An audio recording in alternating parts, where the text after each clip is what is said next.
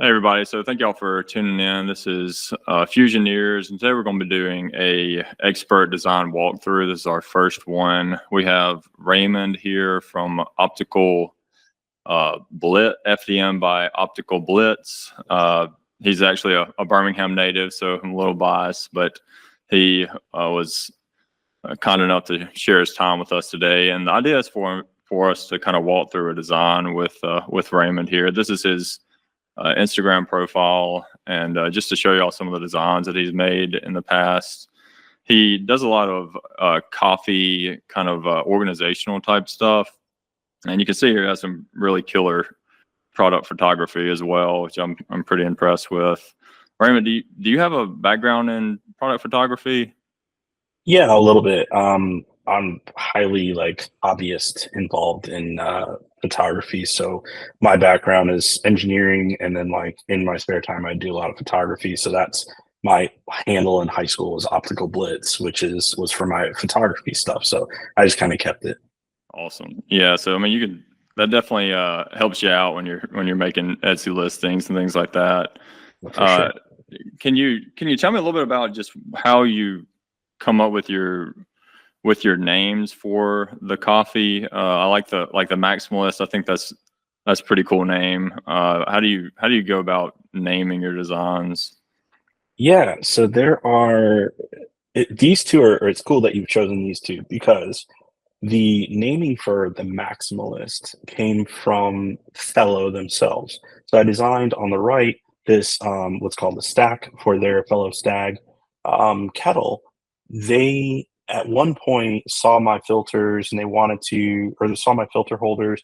They also saw my bar. I have a big ornate coffee bar that I put one of my filter holders on, and they called my bar a maximalist coffee bar. And when I started making a more complicated filter holder design, I ended up saying, well, this is kind of a cool homage to the credit I got from Fellow. So I called it the Maximalist because at the time it was the largest and most complicated filter holder I developed at that point.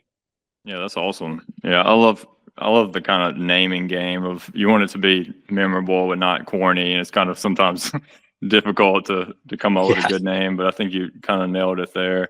And here's some more designs that he did.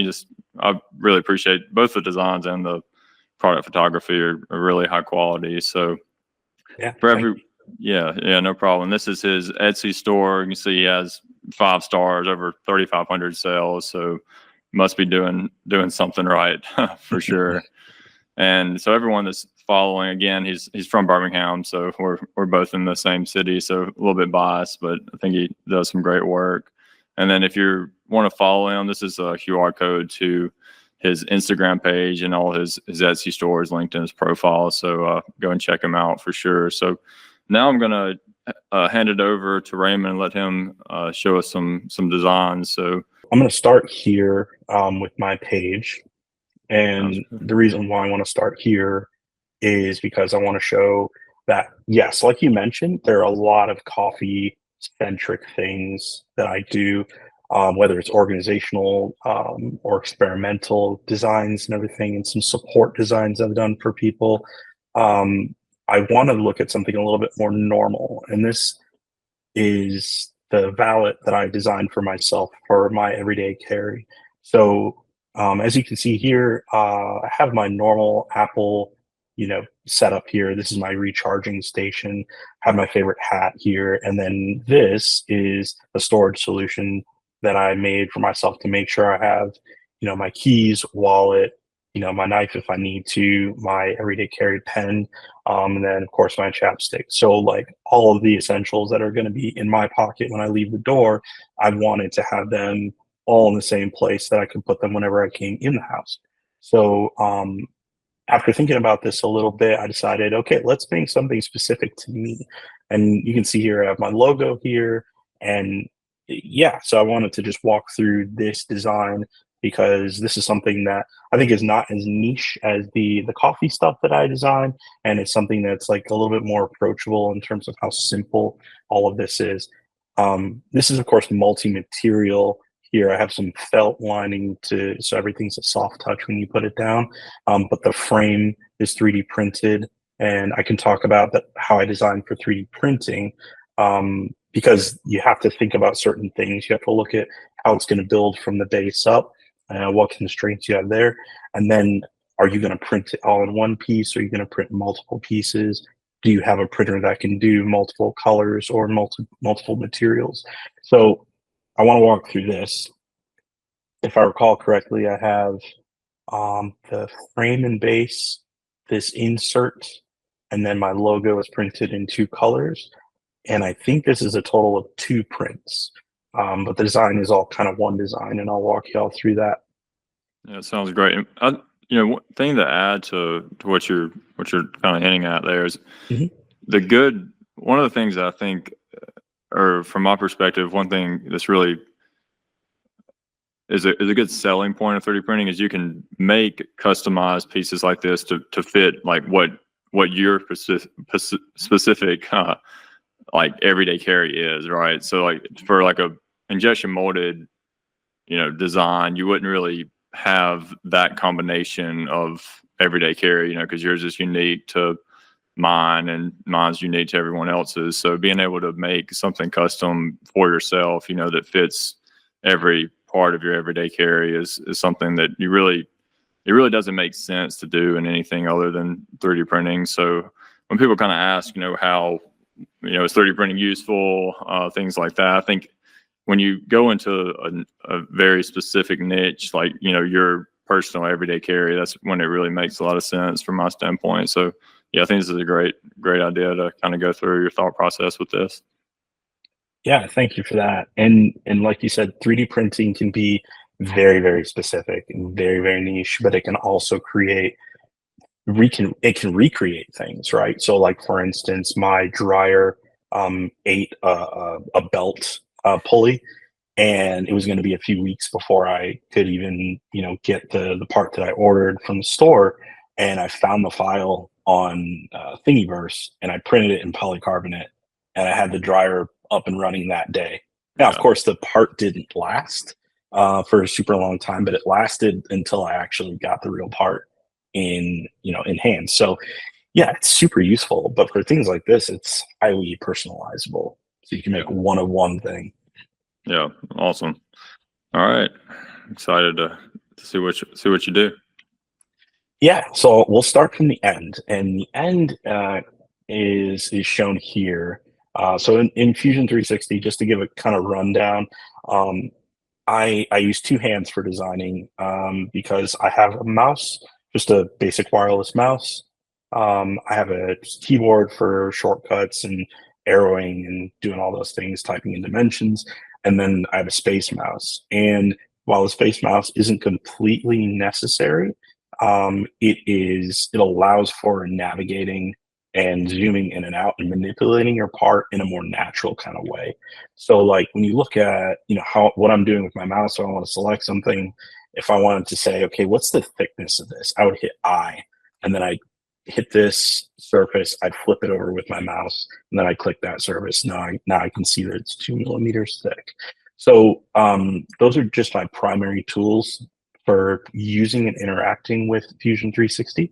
So just wanted to kind of, if you see me navigating, that's how I'm moving things around quickly and easily, is that I'm using a space mouse.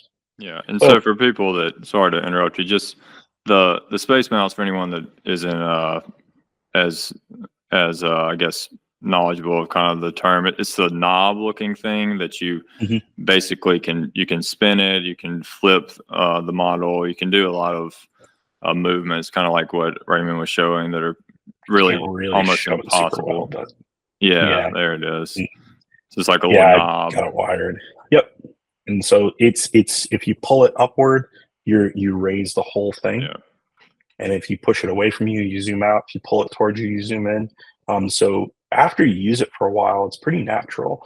I've been using one for more than 15 years now, so kind of used to it.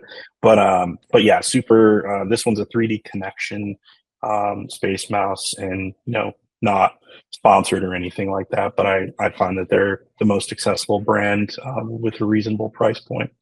So yeah, so let's get started. We'll go to basically a blank canvas. And it's also important if you're just starting out in Fusion 360, I highly recommend to use the timeline.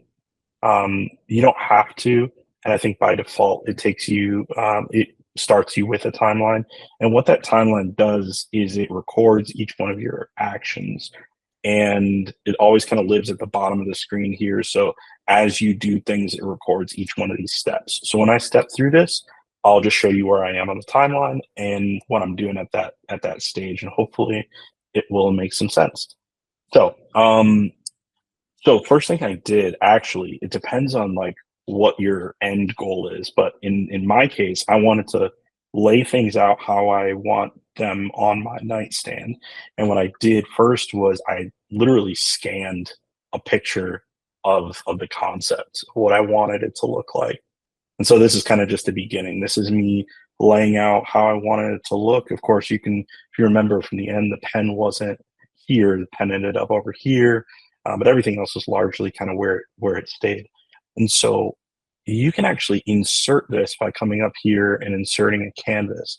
That allows you to take a picture and just place it on a plane. In this case, I put it right on just that origin plane. And so from there, I could start to see, okay, these ones are the actual size. This is what the 1-to-1 size is. I don't have to worry about really scaling anything. So from there, I inserted a sketch. Raymond, I have a quick question for you. Yeah, for sure. How do you, sometimes if I just take a picture and insert a canvas, it comes in, but it's not scaled correctly. How did you go about scaling that to, be the actual size, or do you have any tips for that, or did you kind of just play around to try to get it, relatively close, or what's your process with that? Yeah, for sure. We have a few different options. The first option is I scan it. So this is just from my flatbed scanner. I have one of those combination laser printer scanner top things. So like almost like a fax machine type scanner? Oh yeah. Yeah, Okay. It's just got the lid. I just laid everything down on the lid face down, close the lid, and let it scan. And at that point, you'll get a 1-to-1 representation. Now, let's say you take a picture. I recommend if you're going to take a picture with a phone or some kind of camera that you don't use a wide angle, because that distortion that you get from taking a picture up close of something distorts the proportions of it, and you don't get a flat image. So what you want to do is, if you do have like an iPhone or something with like a 2x zoom lens, you want to pull the camera away from your subject, use that zoom lens, and it'll flatten and compress your subjects, and it'll give you a good flat picture. From there, you can take a scale. Where's my scale? Okay, so you can take a scale. This is just a basic steel scale, and you can put it next to whatever that object is, and you can say, okay, this thing is about 95 millimeters, and then you can you can do it. If I'm really in a hurry and I just want to make sure, I'll resize this canvas and hold my scale up just to the screen, like literally next to the object I know the length of, and once I pull all that to scale, it's usable. I just lock it in there. Yeah, so basically you make the picture on your computer screen the same size as the physical object, and then that's scaled appropriately, essentially. Yep. Yeah, and that's awesome. That's possible with anything. Yeah. Right. Any computer monitor. You just have to be careful not to damage your equipment doing that, but it's not a big deal. Yeah. So so this is a great tool to have. Also, while we're on tools, just a basic caliper. Like, this one is cheap. As you can see, it's a Pittsburgh. It's a Harbor Freight special, but I'm making things that have like a 0.1 millimeter accuracy to them, which isn't super precise, but it's enough for when you're designing basic organizers and things. Then if you understand how your material works from a 3D printing standpoint, and you understand the shrink and everything like that, as long as you're using a consistent tool consistently, your measurements will be fine. Yeah, right. Yeah, those $10 or $15 calipers are worth their weight in gold to me from Amazon or wherever you get them. So that's definitely a good investment if you're doing 3D printing for sure. And I've thought about, splurging on a Mitutoyo, like real high dollar one with the wireless data transfer and everything like that, but I just can't bring myself to get away from my old cheapy stuff. Yeah, it's been working, so stick with it. Absolutely, yeah, absolutely. So anything else on the canvas or anything? No, that's perfect. Yeah, thank you for explaining that. I think the idea of scanning it with the printer is a great idea. I've actually never done that. I've done the picture and then scaling to that based off like an iPhone picture, but I think if you can get it straight off the scanner, I think that's a great option. Yeah, and it's not everybody has a scanner, but if you do, you're probably not using it for much. But this can be really helpful. For sure. Justify keeping it around for that. That's right. So what I will do is, the next step, I'll move one step forward in my timeline, and you can see we have a sketch. And I'll go into edit the sketch. I have a lot of dimensions, and let me hide this canvas so we can see it more clearly. But in here, I have a general layout now that I know, and things have since moved because I wanted to move things around. But from that first image, you can see how close, if you look at this key ring here and my key fob, how close they are to fitting in this little pocket that I made for them. So, I basically dimension that, and sometimes I'll have to pull them apart just to give myself more breathing room, widen things, and then I drew a border. So I used the rectangle, 2-point rectangle tool to draw a sketch that houses everything. So now we have a border around it. I can sketch slots to show, this is where I want the footprint to be for where the pen goes. This 2-point rectangle, same idea here, is really just slots and rectangles here and a couple of angled pieces. But the idea is whenever I start with a layout for an organizational piece, it's just a footprint. It's a floor plan of where everything should go. And then you start looking at where things practically will land. Do you have enough room to grab it with your hand? Do you have enough room for it to be visually distinct? Is it going to look good? Is it going to be easy to use? Are you going to want to use it? So once I have this floor plan kind of where I want it in general, I'll start to build up from the floor. So the next step I'll do here is I will do an extrusion. So I'm going to move over to my extrusion. What I'm doing here is I'm making a platform for the base. What I've done here is I've used an extrusion and I've extruded downward about 2 millimeters. So this just gives me a flat base. I know I can print up from that, and I know I can build more on top of that. So you'll just use the extrude command here. You'll select everything within these profiles that you want to bring, to make a thick object out of, and then you'll create a new body at whatever the distance is, really the thickness that you're trying to get, and then click OK. So sorry to interrupt. What is your general, just in your kind of in the back of your mind, you've been 3D printing for a while. What's kind of the minimal thickness you do, like when you're doing bases and walls? I think, I think I tend to kind of stick. I always try to shoot at least above 1 millimeter. I find when it gets less than that, sometimes you have issues just because of the thickness of it depends on the orientation of the part, when you're printing it. But in general, what is kind of I see here you made it 2 millimeters thick, which is a pretty common thickness for me for like kind of a bottom.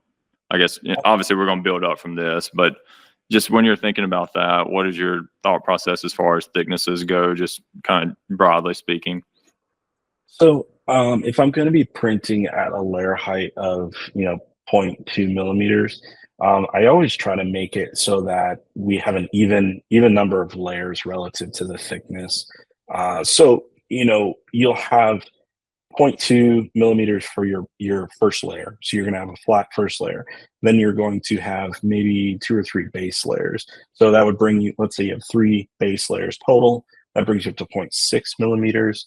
And then you're going to go have some infill. If you start building up infill, and usually I use like 10 to 12% of infill, which is just like the space filling and structure providing 3D print that happens that's not solid for those that are uninitiated. But the reason why I do 2 millimeters for the base is because if you want something thick, but you don't want it to be all solid, PLA in this case, or polylactic acid, and you want to give it some rigidity by putting that infill in, and you want to make sure you have a solid bottom layer, solid top layer, but you want enough room to build that infill up and then be able to build layers on top of it without having a bad looking or compromised top layer on it. So it's just a lot of 3D printing stuff, but generally if I'm building vertical walls, my limit is 3 millimeters, depending on how much the wall is connected to another wall for support. Yeah, because I have some designs that have freestanding walls, and shipping it from Alabama to California will result in a broken piece if you have just freestanding walls that are too thin or not attached to anything and packed poorly. So yeah, I've learned over time and through customer interactions with things that I've sold that it is important to really consider the environment that your final product is going to be in when it comes to designing that thickness. So that's what's on my mind. In this case, 2 millimeters is good. I didn't want it to take forever to print a base layer. So yeah, so I didn't need it too thick. Perfect. Thanks for that explanation. I think that's another thing, just that people, ultimately, I think a lot of people would like to sell designs at some point, and thinking about how they're going to get there and in one piece, something to consider. You want to be efficient with how much material you use and the print time. Obviously, usually the less material you use, the faster the print time. But you also have to be kind of aware that you have to make a part that's going to not break in transportation. So I think that's really valuable. So thanks for sharing that. Yeah, for sure. Yeah, it's super important. Because things that you're like, oh yeah, you'll never use it this way. You'll never break it while using it. The way it gets transported, it kind of goes through a lot when it goes through USPS or UPS. Yeah, and I've shipped to, I think, over 60 countries around the world at this point. And I've learned a lot about, stable shipping platforms for 3D printed things, and as well as heat. Like last year we had that huge heat wave in the Southwest, and it was a nightmare shipping stuff out there. I actually had to pause shipping certain things to that area of the country. So, wow, but I digress. Yeah, it was wild. So, live and you learn, Oh yeah, every time, man. Every day is an opportunity. Yeah. So, so where we are here is we got our base, and to be honest with you, at this point, I'm just trying to build and freestyle it. So I'm going to come back and I'm going to make a lot of changes as I go through my process. But all right, now that I have a base, I'll say, let's make the walls. And like, how thick do we want to make the walls? Well, I'm going to use this extrude command, and then, so we go here. I'm going to use this extrude command, and I'm only going to select this part of the profile, because this is what I want to actually have some thickness. I will let all of the other things that I'm placing on the mat stay right here in these little pockets. So I'll go ahead and I'll select all of these things. I chose 7 millimeters because it was the thickness of, I think it was the thickness of half the thickness of the pen that I was using, because I didn't need them to be like inside the vallet. I just wanted them to be, able to have a place and not move around or slide around on a flat plane. So I chose 7 and extruded that upward. As you can see here, we look, this is where the base is. It's actually extruded downward. here, and then and so this is like the plane of the origin, and then I've extruded this 7 millimeters up from my original sketch.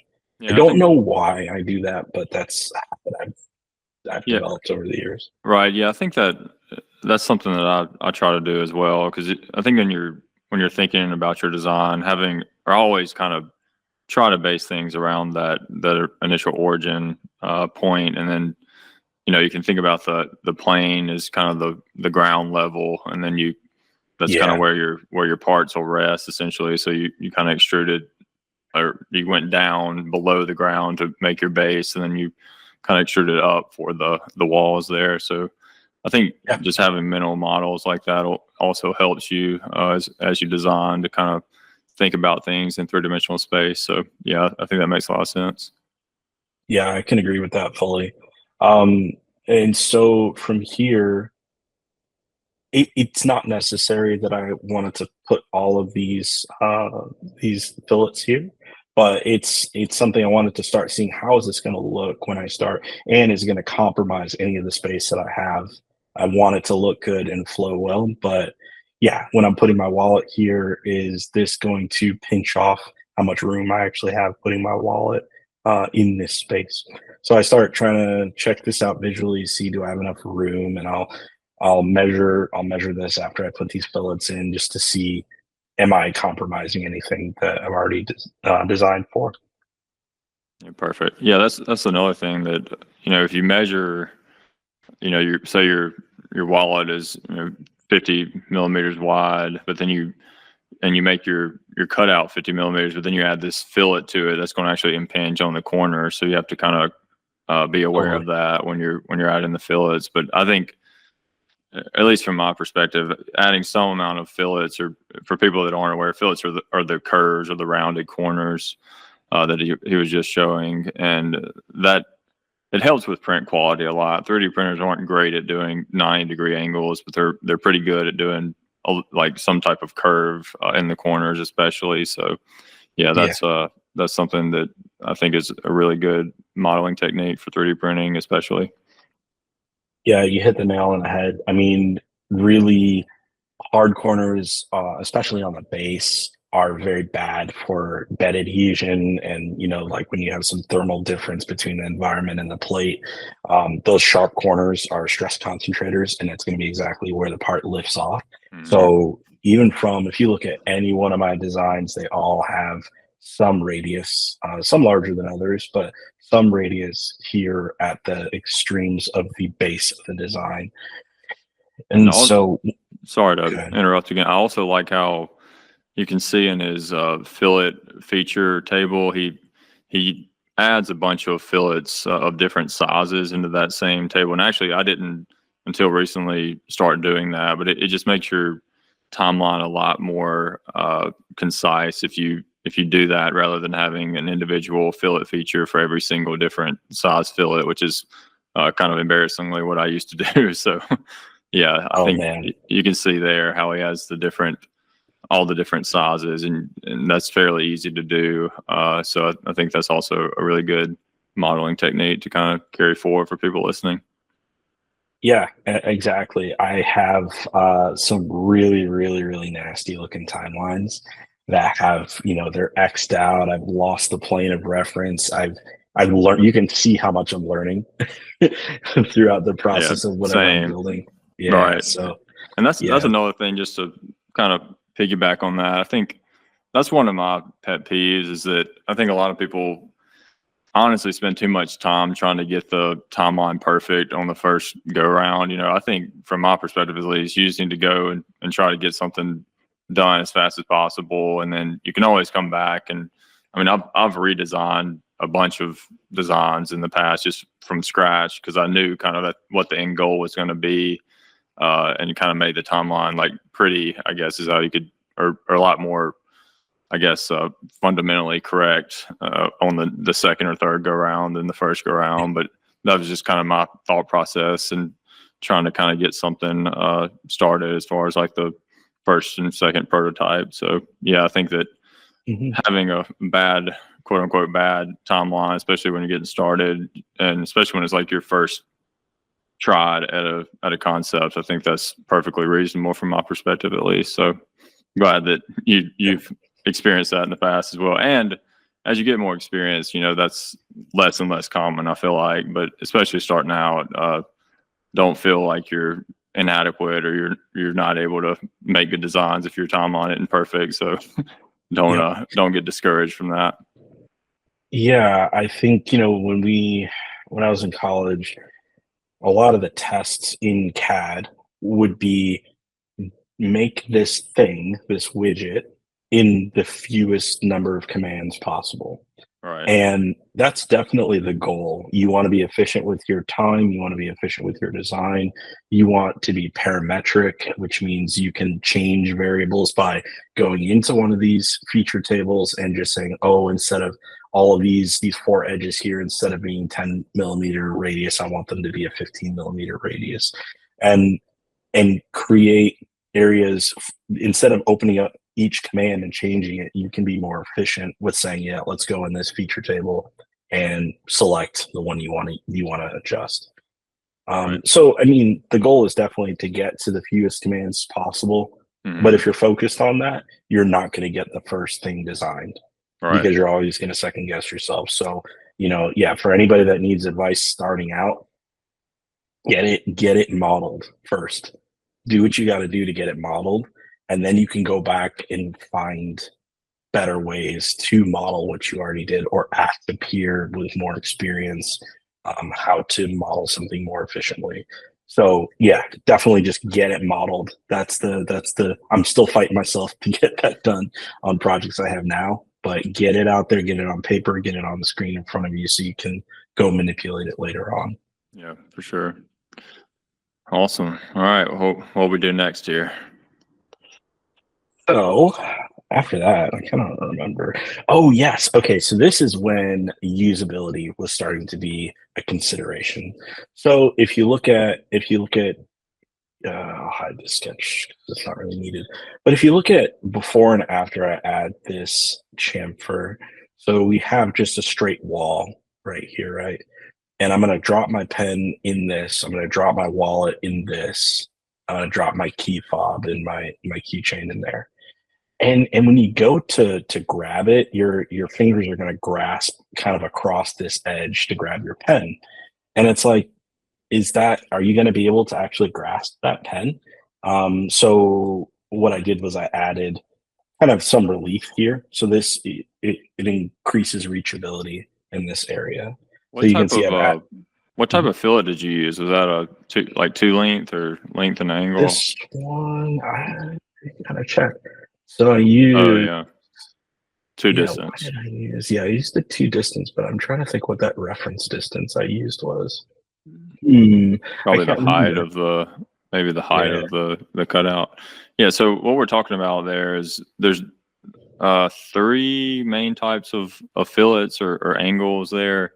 And the default one is equal distance, so it's going to do a 45-degree angle. And what Raymond did there is the 2 distance one, where he came out. It looks like 3 millimeters, and the height of that angle is I think 7 millimeters, because that's the depth of his wall there. So that's another thing to be aware of. And just this is kind of a not nuanced detail, but something, if you do 3D printing, I think Raymond's probably very aware of this, is that printing chamfers in the Z direction, so layer by layer, if you have a chamfer like that, it's going to have a nice even step over, and that's going to be aesthetically pleasing compared to having a lot of fillets in that direction, generally speaking. So I think that's a great way to kind of make it more usable, and also I think it makes it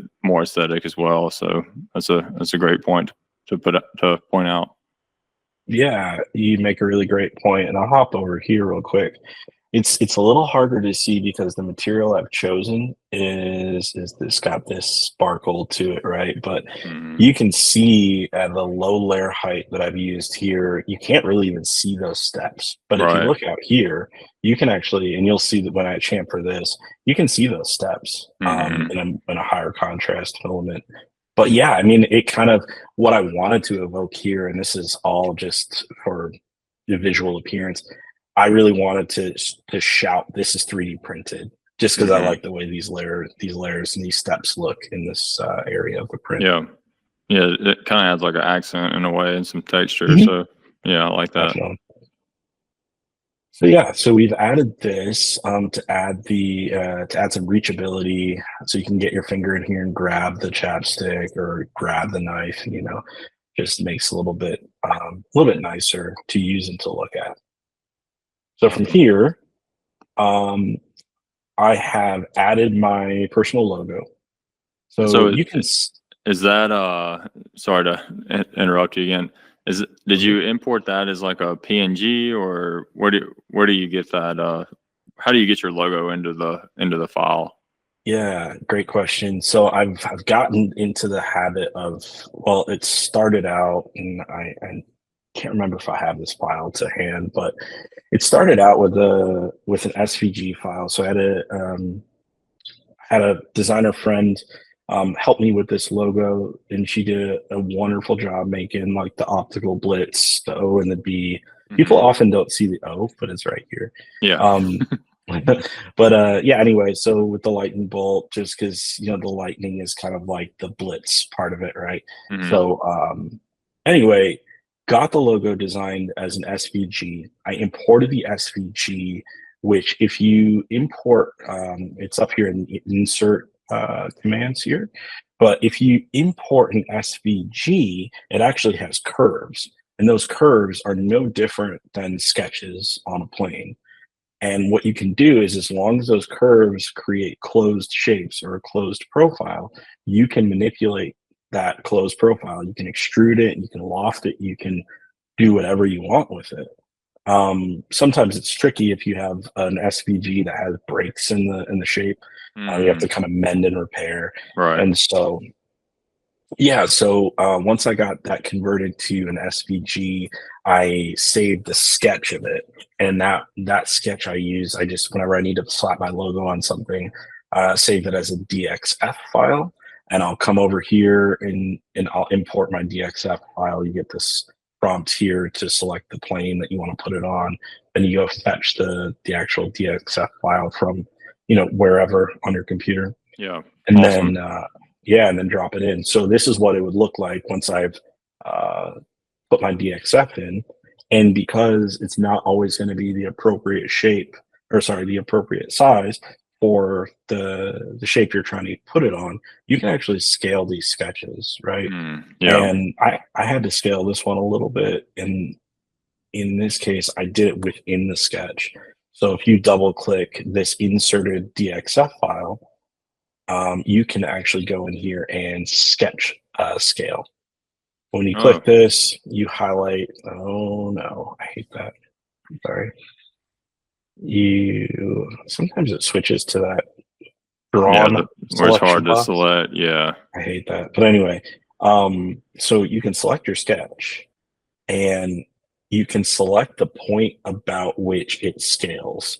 So in this case, once I've selected that, I can select this point, and you get this arrow, and you also get this entry box right here, and this is your scale factor. So if I wanted it 2 times as big, I would just type 2 right here, and then we get 2 times as big.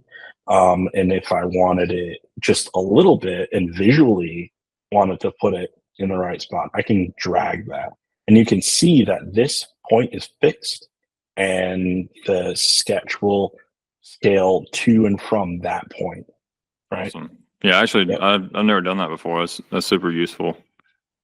Oh yeah, it's Yeah. saved me plenty of times. Yeah. So yeah, once you have your sketch where you want it, you can go ahead and finish that sketch. And what I've done with it here is I've created. This is where it's kind of me experimenting with how I want it to look visually. So I said, okay, I want to bring these. I want to extrude these up. I want these coming out of the shape, so they're their own size. And where's my lightning bolt? Well, the reason why I've created this is I wanted to print them in different materials. So I wanted to make each one of these individual bodies. So when you Right. extrude this, instead of, usually your default is going to be to either make a new body or to join it with the existing structure that you have the sketch on. And instead of that, I've said, I want to do a new body.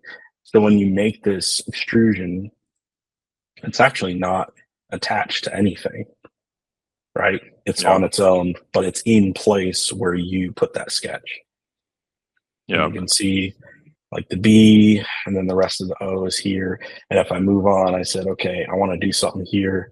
Initially, the reason why it's a different body altogether here is because I was originally going to have it protruding a little bit higher, a little bit prouder of the surface.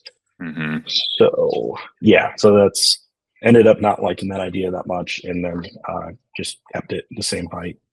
Yeah, and so for people that are getting started with this, so when you bring that into a slicer or the software that basically creates the code for the printer to actually print off parts, you can bring those all the bodies in at the same time, and they would actually be STLs at this point.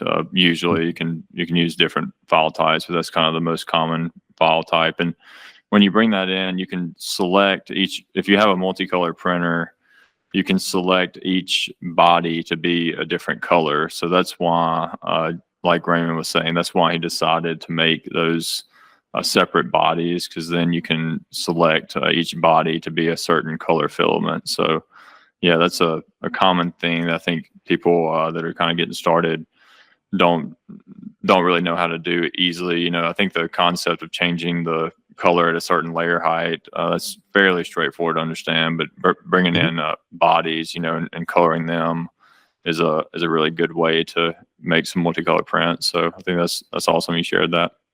Yeah, and you can see, just to jog everyone's memory, this is the result here. I've used at this point for one of these two prints, I've used 3 materials: this kind of volt yellow, this kind of granite that has some fleck in it, and then this black with the flake in it. And that's is that Galaxy Black?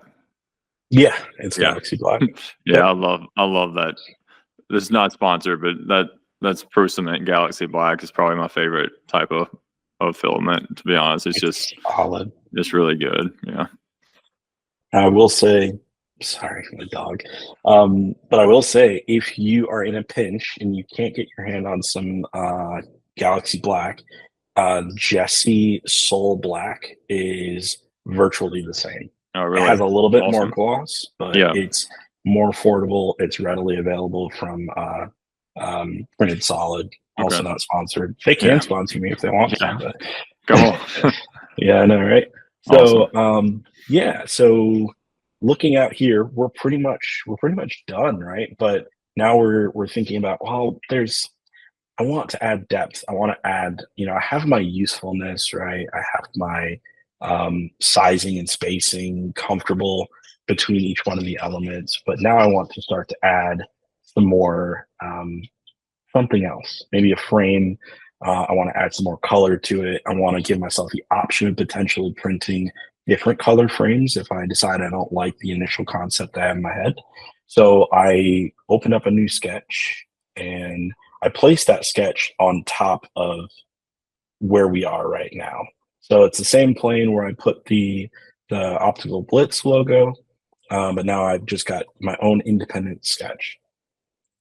So let's hop in the sketch. And from here, I've actually created this offset.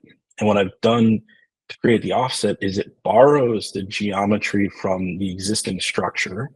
It creates, you can see it's represented by this purple.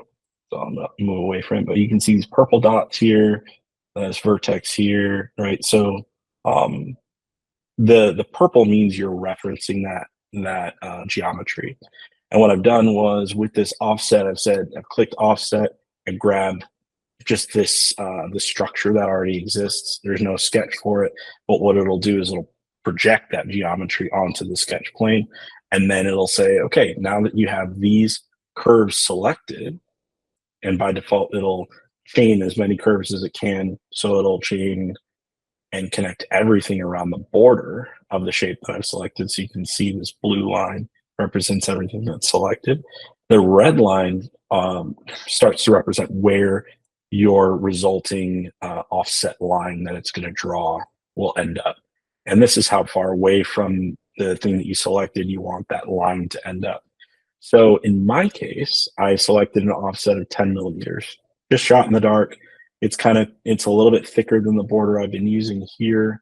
So it'll be a little bit more proud because I know I'm going to put some more visual flourish on it. So I figured 10 millimeters, that's enough to give myself something to work with. So this sketch ended up being very simple, just the offset, and then I just finished that. And so this is also a really good point as well, is the offset is really useful in a lot of situations, but especially when you want to add a border to something like what Raymond's doing here. And it just prevents you from having to add, to get these curves on the kind of the corners there. You'd have to do some math to figure out, how do I make that the exact same thickness as far as like the width of the border. And I think that offset makes that really easy. And I wish that I would have found out about offset earlier than I did, because I struggled with trying to make borders like this for a long time and just didn't know it was there. So yeah. I think that's a really helpful feature of Fusion and probably most CAD programs, is to find the offset or whatever the CAD program you're using that feature is. So yeah, it's a really, really useful thing to know. Yeah, you're absolutely right.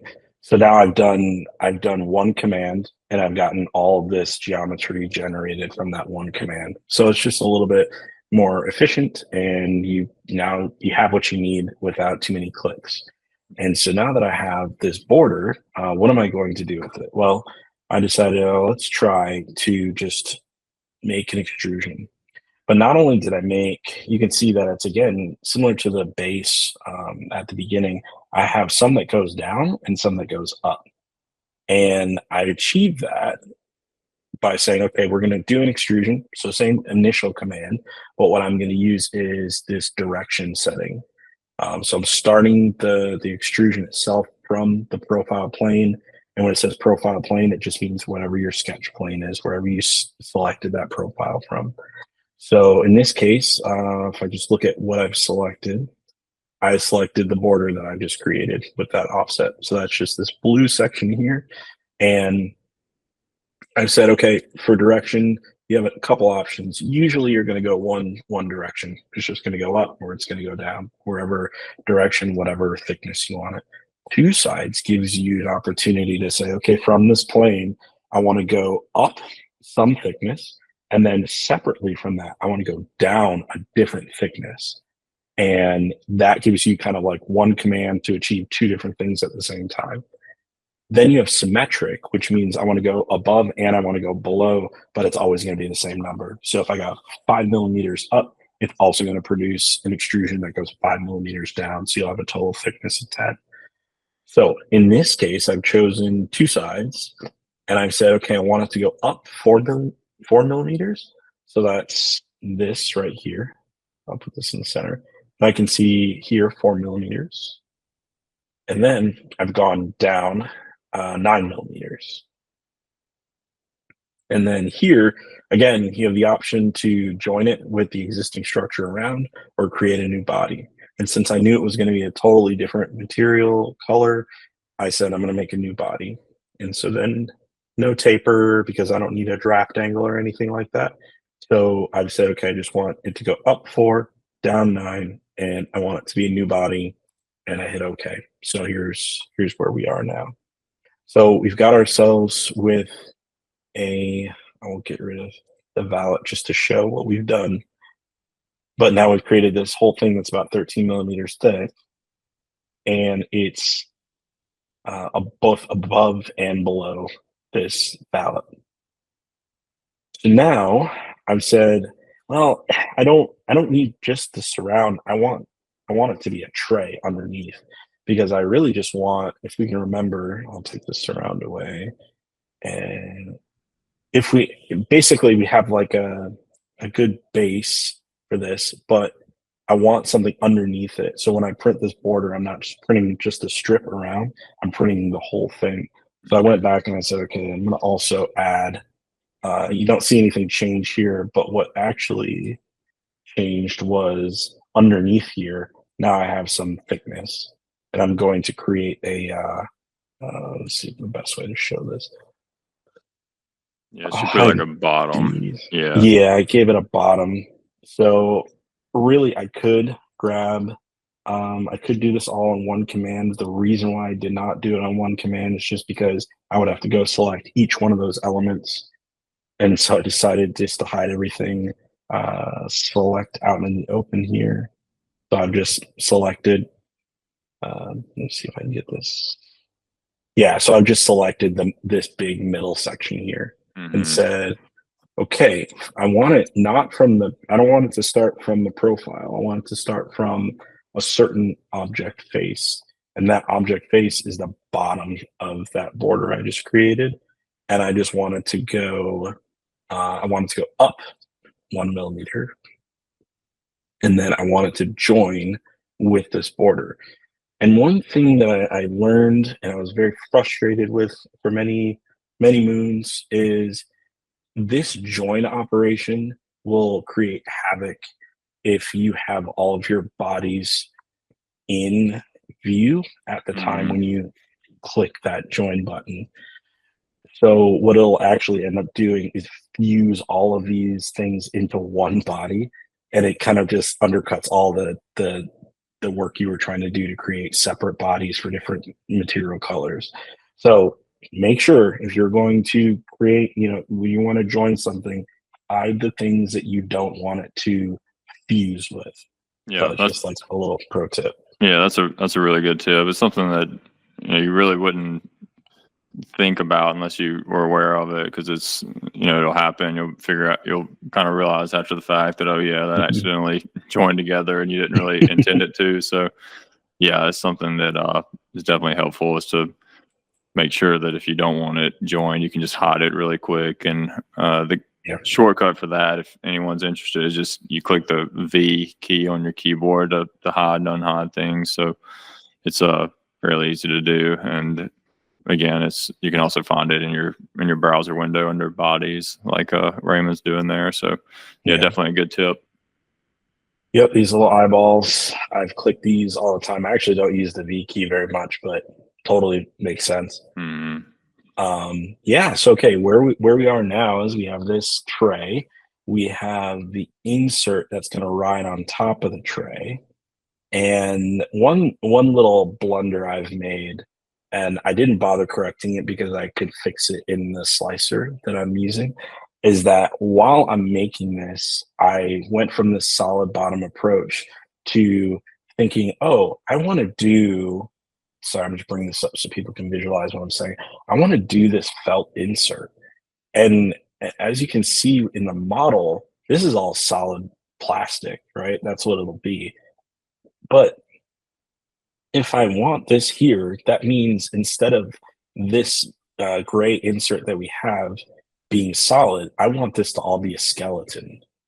So if you remember, we did some stacking of this goes down 9, this goes down 2, and how much room do we have left and everything like that.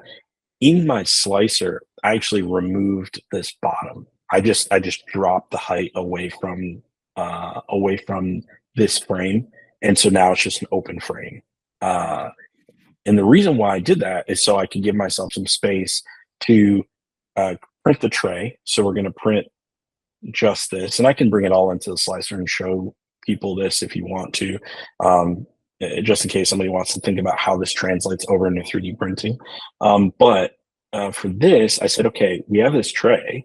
I want to drop this on top of it, but I want these to be open windows. So what I did inside the slicer, and I could have done it in the model too, it would have been just fine to remove that 2 millimeter base to create a skeleton, but I just removed that material in the slicer, brought it down 2 millimeters, and printed it as just this frame. Yeah, sorry, go ahead. Yeah, so that's a good it's a good concept to be aware of. Is you can model it in Fusion or whatever CAD software you're using, and then in the slicer you have other options to pick how much you want to print. And for instance, for me, if I'm trying to see if something fits, sometimes I actually model like the full size thing, but then I'll basically split the body and just test like a really small portion of it, so I don't waste a bunch of filament, to make sure it fits right. So this is kind of a similar example where he made a decision to change the design slightly, and you can just go in the slicer and basically split the body where you want it to kind of split in half at, and then just print the part that you want without having to actually change it in the Fusion file. Or you can change it in the Fusion file, just kind of your preference, honestly. Yep. Yeah, and it really depends. Like, if you are making one of these things, you don't have to think about it that much. You can freestyle it and get it to where you want that one time, print it, and you're good. But if you're printing something where you need to make multiple of them, or you want to be able to iterate and make different designs, I try to do no actual modifying of the model inside the slicer if I'm making a production thing. So I'll try to do it all here, but because this one was like a creative project I did on a rainy Saturday, I just kind of went with the flow. And you just have to choose what's best for the application you're trying to meet. So, in this case, I chose to just make that quick modification, change in plans in the slicer, and then go from there. And I think it turned out really well. Yeah, for sure. And so now we're at a place. We have 2 more steps. What are those 2 steps? We're pretty much done, right? Offset face. This is a little bit of an advanced thing, but it's a thing that I've come to find very valuable when I'm making parts that need to fit mechanically into one another. And in this case, I want there to be a mechanical engagement with some interference between this inner frame and the outer frame. And so this offset face, let me go ahead and drop this up. But this offset face, if I just highlight this feature, you'll see that I've made some adjustment to just this, what's highlighted in blue. And what that adjustment is a little relief to allow for friction fit of that one part inside of this part. So in 3D printing, depending on the material you're using, and even the brand, some brands behave differently based on what chemicals are made out of. You're going to follow a few guidelines for achieving good, either tight fit, a one-time destructive single set, or something that can mechanically come in and out. So you're going to need to create some gap between 2 elements, because if you make them the same size, they literally won't go together because they're trying to occupy the same space. So you need to create some kind of offset. So the offset face feature, as you can see, I have really minute, because if I want to do a tight friction fit, I use a total gap of 0.1 millimeters. In this case, because it's going to be on 2 sides, I have half of that, 0.1 on one side and half on the other side. So that's how I get the negative 0.05 figure here. So if you're presented with this arrow and you have this entry you can do down here, you can drag this out to eat away at that face, and it'll offset the face perpendicular to the face itself. So when I make that adjustment on this corner, it's actually working. You can see it's making it thicker or thinner throughout the entire model. And even that radius is affected. You can see the radius is getting smaller as I'm bringing that offset positive to the point where it's a 90-degree. But in this case, I only needed it for like a very small adjustment to give myself clearance so that I could print these 2 separately and then press fit this into the surrounding frame, because I wanted to capture that felt that I wanted to put as the base. So I had a little bit of foam, I had a little bit of felt, and then I put the frame in there to sandwich it, so I wouldn't have to glue anything, because I don't want the glue to eat through the foam and mess up any of the felt or anything. So I ended up just doing a mechanical fit, and it worked perfectly. So that is what the offset face does.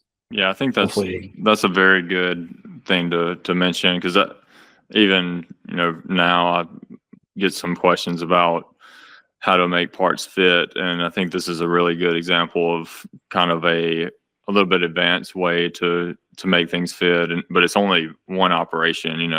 It's actually, Fusion makes it pretty easy to add some clearance there, kind of at the end when everything's.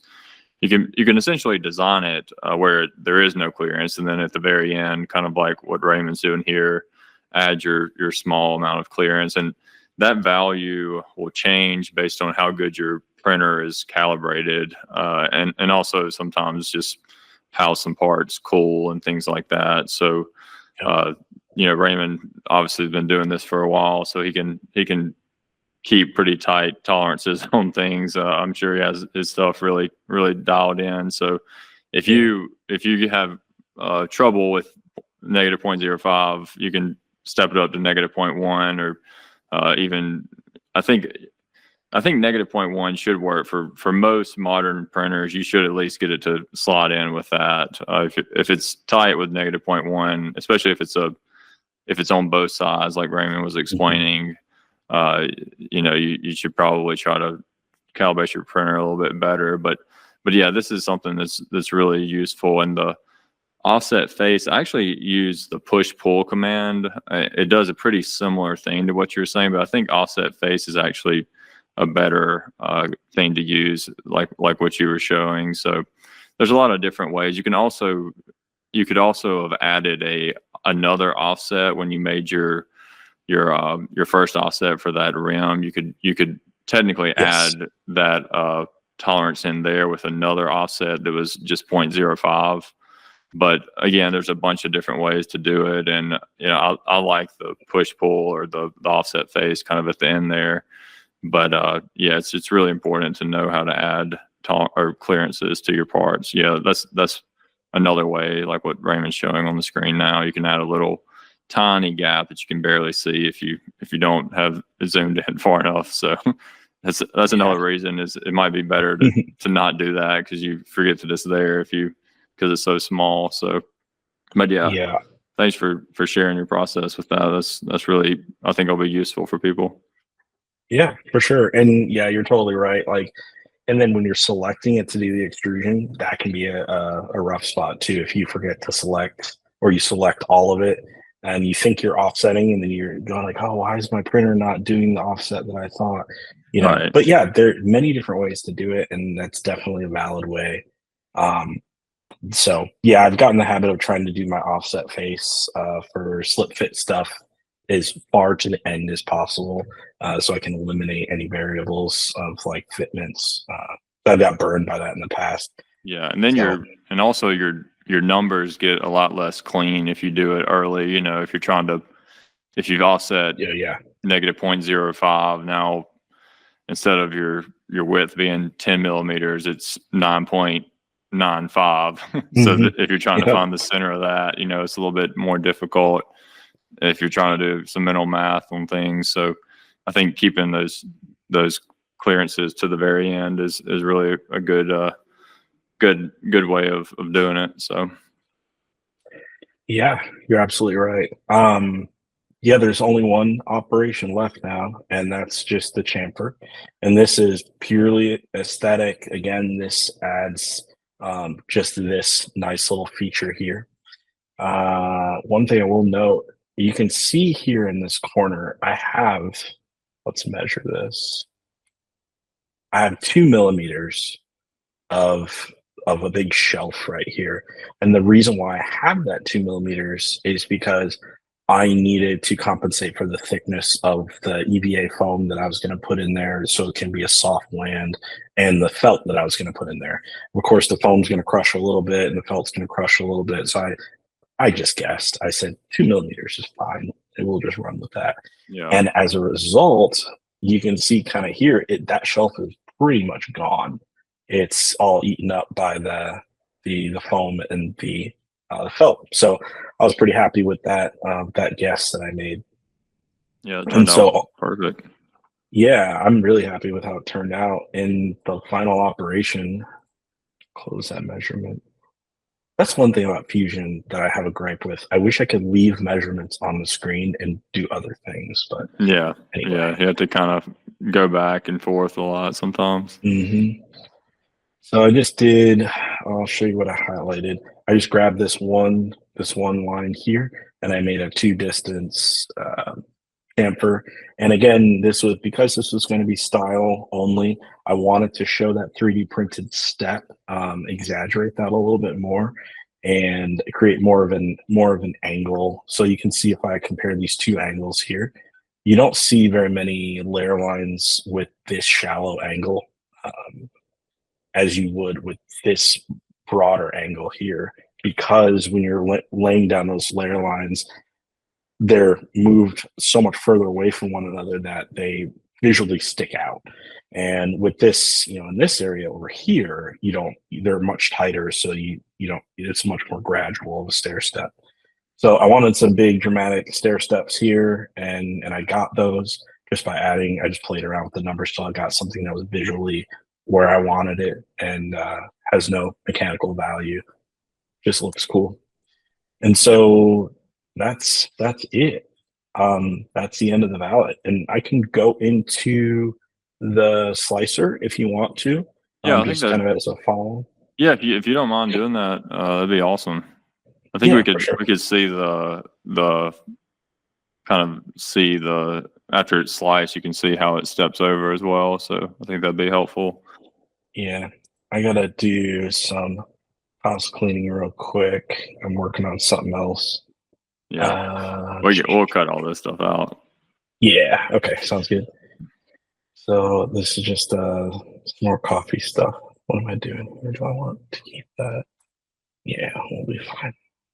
Okay. So I am in Orca Slicer now, and Orca Slicer is an offshoot of the Slicer program, which is an offshoot of the Prusa Slicer, and then Bamboo Lab cloned it to make Bamboo Studio, and Orca was a community-driven derivative of Bamboo Studio. So where we are now is a highly modified community version of a stable slicer that is highly capable, but also highly simple. If you don't want to get into all the difficult stuff, you can make this as simple as you want just by turning off the advanced feature. But in my case, I try to give myself as many options, and even if I don't know what they are, sometimes you'll get these little tool tips where you can hover over a certain thing and it'll tell you, oh, that's what top surface means, or oh, that's what the inner and outer wall thickness really means. So I try to learn what all these commands are and all these adjustments are, because for print quality, for print strength, I may need to use them, or they may be an opportunity for me to gain something out of it. So I know I'm going to be printing this in 2 parts, so I've given myself 2 plates, which is a really nice feature of Bamboo Studio and Orca Slicer, so you can organize your project really well here. What I'll do though is I will go to print. You can, I think it's under, I need to figure out where it is, but it's in this command menu, 3D print, and I have it already mapped to my 3D printer utility. So instead of saving it just as an STL and then loading that STL, I shortcut the whole thing by just using it, making this path here for Orca Slicer within Fusion. It's a really nice feature, because you can also you can set what style you want it to come in. Some of the higher fidelity files are possible if you use OBJ. STL, it has enough triangles to get you exactly what you need. It's not a big deal. I've had some models that needed more precision, but this one doesn't. So anyway, I'm selecting what I want to bring in. I'll just grab this whole project, and I will click OK, and then it'll shove it in here. From here, I should be able to split this into parts. I didn't know you could do that. It's pretty cool. Yeah. So if I split this into parts, what that means, and sorry, I'll get a friendlier color. So another way you can also accomplish this, I like your method better, but if you say you exported those different parts, you can drag them in all at the same time, and then it usually prompts you to basically either keep it as like one piece or break them up into separate pieces. But this is a pretty neat little trick that Raymond's showing us. So maybe do what he just did, or that's what I'll probably do in the future. So pretty cool. Yeah, it's a quality of life thing. Both work. And for a while, I kept selecting the wrong thing. It would give you the prompt and it would say, do you want to bring this in as multiple parts? And I was like, of course I want to bring it in as multiple parts. But then it puts everything on the plate. Yeah. And so like this piece here, they're all sunk down and I can't find them. And I'm like, what is going on? So splitting it into pieces I've found is the most controlled way of getting everything to stay spatially in the right spot. Yeah, and this is where when he mentioned making separate bodies, this is where he's going to kind of showcase why he did that, I guess is a good way to put it.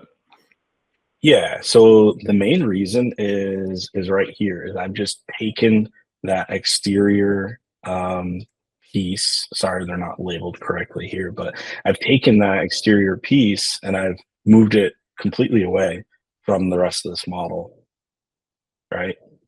So now I can print this on its own, but this one, I still want to print all of these as one print, but I want to print this in multicolor. So we need to figure out which one is which. So we just start applying. Oh, okay. So this is the base. And sometimes I'll go through and I'll just say, I'll just rename them so I know what I'm actually looking at if I need to come back to it later. So then, okay, no, this one's the B. And I know this one is the top of the O, so I just call it O. And then this one is the lightning bolt, right? So now I can say, okay, I want this lightning bolt to be a color. Let's make this different color. So we'll go in here and say, actually, I want this to be white. And this is just for appearance. It's not critical yet. I want that to be that color. I want this to be this color. Now we've colored this essentially, right? So it's going to say I'm going to use maybe slot 2 of this color. I'm going to use slot 4 for these colors. I'm going to use slot 3 for this base over here. And then I'll use something entirely different for this different plate that we have over here. So that's kind of a very quick way of what it looks like to prepare this for 3D printing. And then when we slice it, we can get a good look at how that's gonna.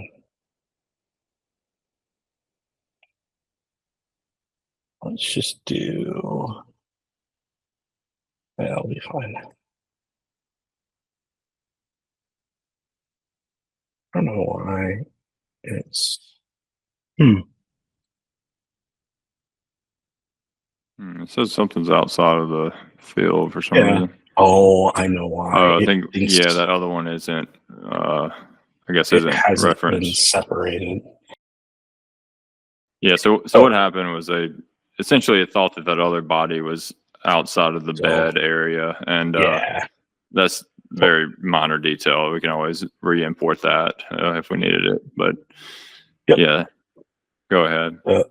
In this case, so now we have our 3-colored print right here, and we can go ahead and slice this.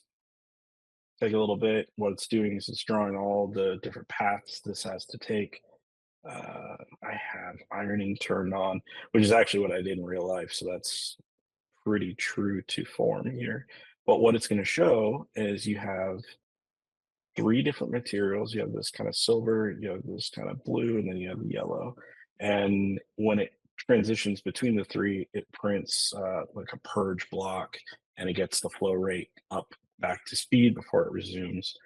But yeah, so when you go through each one of the layers, you can see this is the infill that we were talking about earlier. Do you And like gyroid? Is that the default you use usually, or is that so I used gyroid for a long time. Most of my files are gyroid, but recently they implemented 3D honeycomb, okay? Yeah. and 3D honeycomb is less violent on the bamboo. So when it's doing a lot of very quick movement, this Hmm. has less direction change. So it Okay. doesn't shake the printer as much, and it's a little bit more straightforward. Okay. Awesome. But the overall strength profile is apparently the same. Yeah. Okay. Cool. Yep. So we go, it prints. I found also too, if you're struggling with adhesion on the first layer and quality of your first layer, I found that concentric bottom surface pattern is really good from a heat distribution and a heat Hmm. loading perspective. So what it'll do is it'll start in the center. And sorry, I got this little box here, but it'll start in the center and it'll work its way out, and it creates a more even heat gradient, I guess. Yeah, that makes sense. And yeah, when it builds on top of that, there's less of a big differential than if you were to go from corner to corner. um, Right. Yeah, so that's how it normally does. Yeah, I like that. yep. So then it builds a couple solid layers, then it builds the infill here. I have it set to 15%. Probably a little bit overkill for this application. But the reason why I do higher infill is so I don't get something called pillowing. And pillowing is when you get a little bit of sag if there's too big of a pitch between the infill and the top, the layer, the bridging layer that's under the internal infill. That's right here. You'll get some sag, and then when you try to print layers on top of it, it'll also start to sag a little bit, Hmm. and you'll be able to kind of see your infill, and it looks kind of like pillows. Yeah, that makes Um, sense. So you're basically, yeah, yeah, that makes sense. You just don't want to have too far for it to bridge across, essentially. totally. Yeah. Yep. So from there, we build it up, and it continues to infill as it's finished with these flat layers here, and then it builds on top of that, and then it'll build a top layer here. So this is where it's all bridging. It's getting ready to start putting the logo that I want to print there. And you can see the small kind of offsets there on the chamfers that we were talking about earlier. Are Oh just yeah, you making a can see nice that. smooth line there. Yep. Exactly. And then it's trying to print the logo here. So it hasn't done any material. Sorry, zooming out. It hasn't done any material changes yet, but it has to build up this priming tower to get ready for it. So it'll be at the same height as the rest of the print when it does need to move over.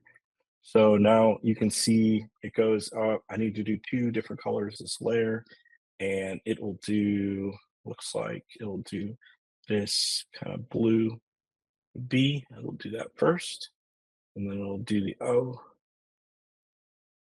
and then it'll go change to the yellow and get rid of, it'll purge and print out all the remainder of this previous color, go to the next color yellow, and then it'll do the lightning bolt. And that this is actually a simulation of what the tool path is doing. You can Hmm. actually visualize this, and this is the corresponding G code for each command. Nice. I've never actually seen Orca Slicer demonstrated. Looks pretty good. Yeah, it's solid, man. I highly recommend it. Yeah. Awesome. So All yeah, right. from there just builds up, and then you have the one thing I'll say about this. The reason why this looks really bad on the screen is because it's doing what's called ironing, and it'll go and it'll make a pass where it's just dragging the nozzle over top the final printed layer, to smooth everything out. So it's literally ironing the print out to give like a really smooth finished appearance, and you won't be able to see these lines as well when it's done. So it gives more of an injection molded look to it.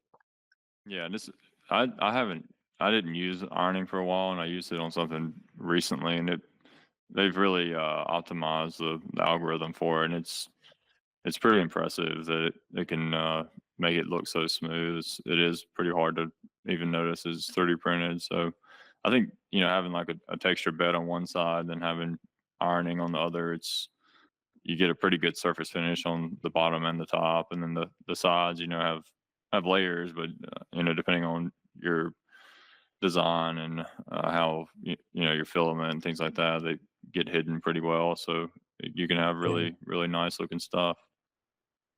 Yeah, and to be honest, I don't want to completely hide my layer lines because I think 3D printing is really special. And when people know that they're buying something that when they click order, it doesn't exist Hmm. until I go and print it for them. It feels kind of special to say this one, even though it is a replica, even though it's using the same data, it's still an item that's created for you because you ordered it. So it Right. has like a personalized kind of feel to it that something buying something that's mass produced and injection molded doesn't have that same vibe. Yeah, yeah, for sure. I never really thought about it that way, but that's true. It is a little more, definitely more uh, tailored to the person for sure. So, all right. Yep. Well, Raymond, this is really great. This is the first one we've done, and I think that you've really Yeah, knocked it out of the park as far as I'm concerned. I learned a lot of that was stuff from fun. you, and I feel like Yeah. I'm at least intermediate at Fusion, and I think that's part of the goal with this series of walkthroughs is just learning from people like yourself that have been doing it for a while, that have a lot of tips and tricks that we can learn from, and I think I'll be carrying some of those into the things that I do in the future. But just to kind of, I guess, finish everything off, I had a couple of rapid fire questions I sent to Raymond just for everyone that's been watching, and they're fairly straightforward questions. I think it'd just be good to get Raymond's thoughts on. So, Raymond, what's something you wish you learned sooner about Fusion? And just something like for me, one of them, for example, I didn't know about the offset sketch for a long time, and spent a lot of time doing things that offset does really easily. So, is there anything that kind of comes to mind for you from that standpoint of something you wish you'd learned or known about earlier? Yeah, it's something I have not used a lot because it's a concept I held in my head from learning mechanical design that I never knew how to use in Fusion. And one of those things is probably the best thing is the parameters page. Hmm. It's not used in this model, but when you create dimensions and you want to go change something without having to open up each one of these little elements in your timeline, you can actually name things in realistic normal terms like this is the overall length, this is the overall thickness, and you can go in and change the parameter, and it'll change it everywhere that dimension is referenced throughout uh, the entire design. And I wish I had known that a lot earlier because there are a lot of designs where I have to go in and change one part of the sketch and exit that sketch, go into another sketch and remember all the places where I had that one element and change all of them. And it was like banging my head against the wall to try to do that. But when I learned about creating parameters and using those model parameters in Fusion, I wish I had known about that a lot sooner.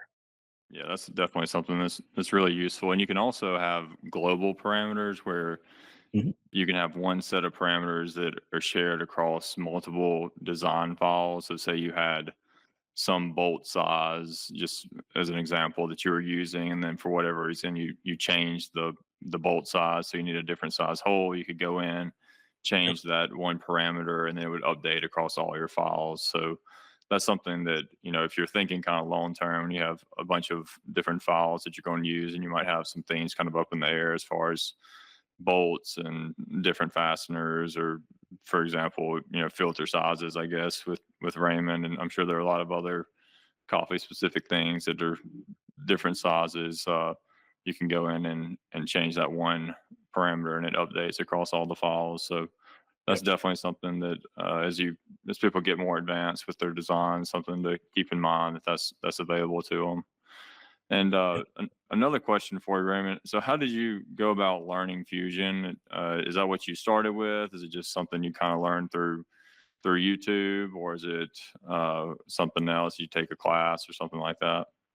Yeah, I'm a graduate of YouTube University. Same.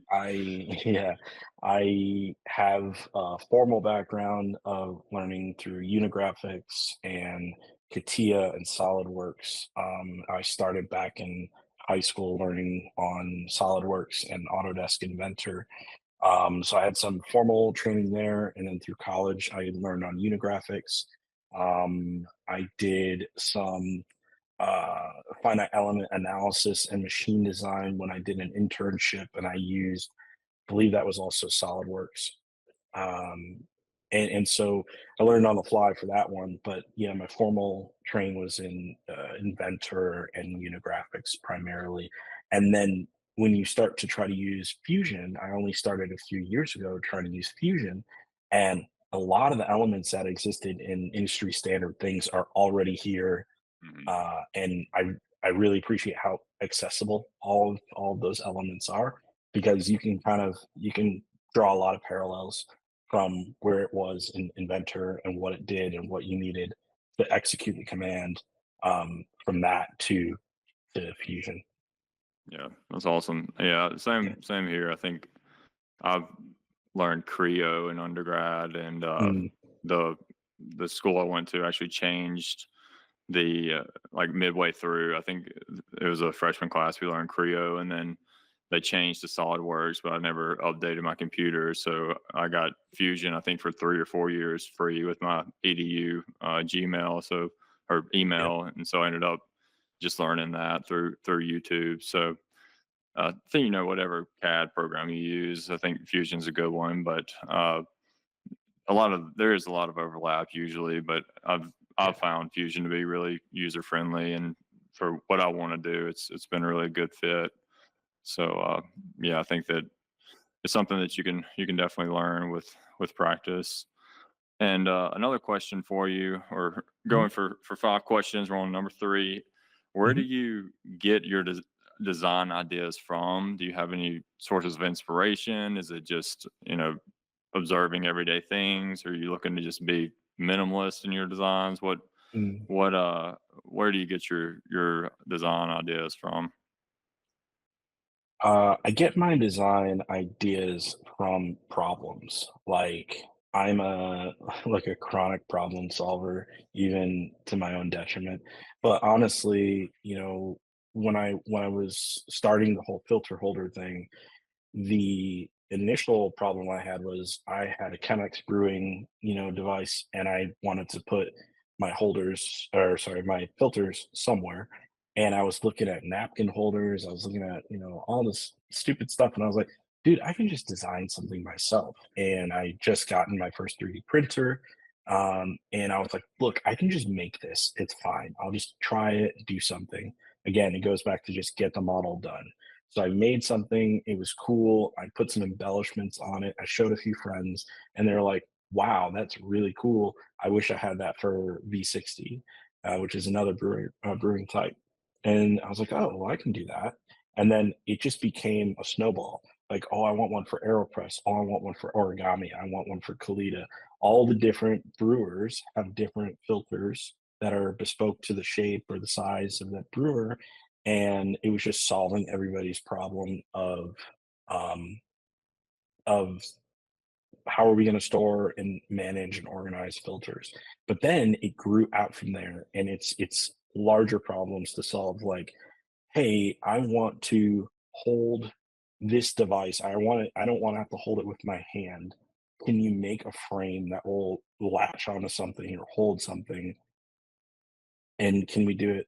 Can we do it in a way that's like 3D printable? And so that ended up having me design the first 3D printed I don't want to say the first, but one of the first and the first championship winning 3D printed device used in coffee competitions. So again, it was a problem solved that I used as my inspiration. And so like anything that I design is used to solve a minor or major problem. That's all it is. Yeah, yeah, I think that's, I think kind of scratching your own itch, I think is kind of a Mhm. common theme that people try to say. I think that's sounds like what you did, and then it's kind of an interesting process. You solve one problem, and you show people, and then somebody else comes up with another problem for you to solve. So I think once you get the snowball kind of rolling downhill, it can kind of pick up speed pretty quickly, and that's kind of what it sounds like happened for you with the coffee filters, and then kind of expanding from there. So yeah, I think that's essentially what I've done as well. Is I'll make some kind of semi niche products, I guess. And I think for 3D printing, especially, going pretty niche is a good idea in a lot of ways, because these bigger companies that are doing big injection molded parts, they don't want to do very like tailored parts. But with 3D printing, you can make something that fits a filter perfectly, essentially. So I think Yeah. finding things like that with things that people are interested in, whether it's your hobby or something at your job or something like that, I think that's a great place to start with coming up with ideas for 3D printing, and just knowing that you can make a custom part relatively inexpensively that is useful to people. So yeah, I think that's really really valuable. I think we've already covered the next question. Do you use a mouse or a trackpad? So you mentioned you use a mouse and a space mouse, and that's one of my pet peeves. I think it's a lot of CAD special. I guess people that do CAD a lot, they see people using a trackpad and kind of grimace a little bit sometimes, because it's very difficult. So if anybody's listening, you're using trackpad, please invest in a cheap mouse of some sort. Any mouse, I think, is better than using a trackpad for CAD and Fusion especially. So I think do you ever see the Unnecessary Inventions guy that does all the Yeah. funny stuff? I don't know if he does it just for like social reasons, but I think he uses a trackpad. But I wonder sometimes, behind the scenes, if he's using a mouse, and just doing a trackpad for people to comment about it. But I think anyway, so. I think yeah, he uses the little nub on the ThinkPads yeah, just to get a rise out of people. yeah, I don't know. I don't. He's interesting. He comes up with some very entertaining But ideas, to say the least. So the dude is brilliant. I yeah, think he's a really, really clever guy. yeah, for sure. All right, and so the last question is, what is your favorite design you've made, or what design are you most proud of? It's a tie. So I have one here. It's kind of it's a prototype of um, a different material I was working on.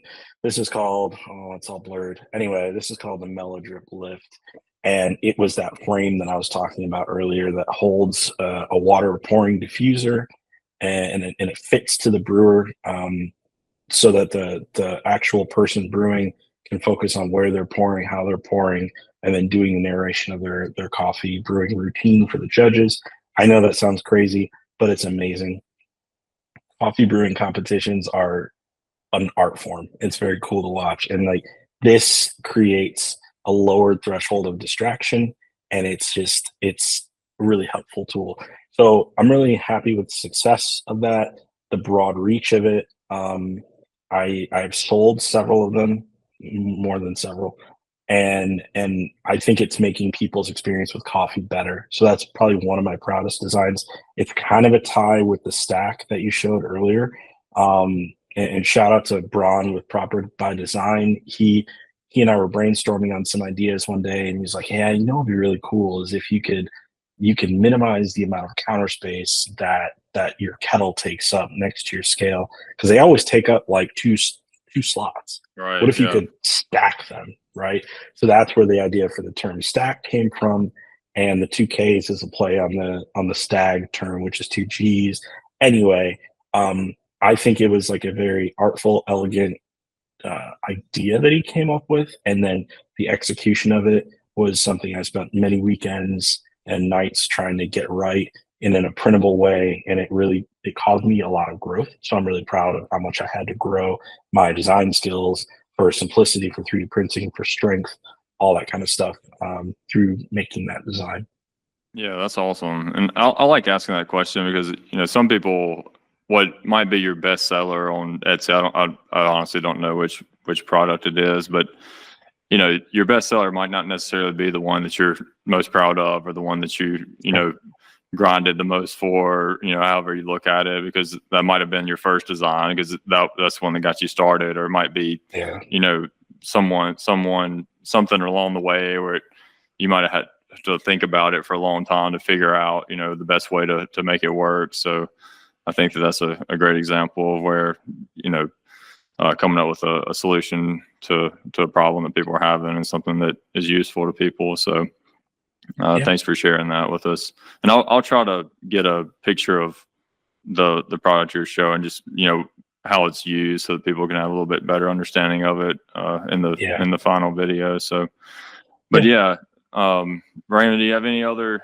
I guess, to kind of close us off, where do you want people to find you? I know we showed the Instagram. Is there any other places that for sure you want people to check you out at? I try to keep things simple. You can always get in touch with me through Instagram at FDMbyOptikalBlitz, like you showed earlier at the top. That's the best way to get in touch with me. If you want to touch base with me through the Etsy store, I respond. I chat with anybody that drops me a message. So feel free to reach out to me at either of those places. If you need to email me, if you have some kind of inquiry, if you need help with a project, I really like helping people get to where they want to be. So email me at FDMbyOptikalBlitz@gmail.com. And that's optical with a K because I was a nerd back in the day, and I'm sorry, but I'm not changing it. Awesome. Well, Raymond, really appreciate your time today. You know, I think, like I said, I learned a lot, and I think it's been a really productive conversation. And thank you for sharing your knowledge with everybody, and hopefully have you back on in the future. And thanks again. Yeah, happy to support. Thank you for having me. I appreciate the talk. All right. Awesome. We'll wrap it up there.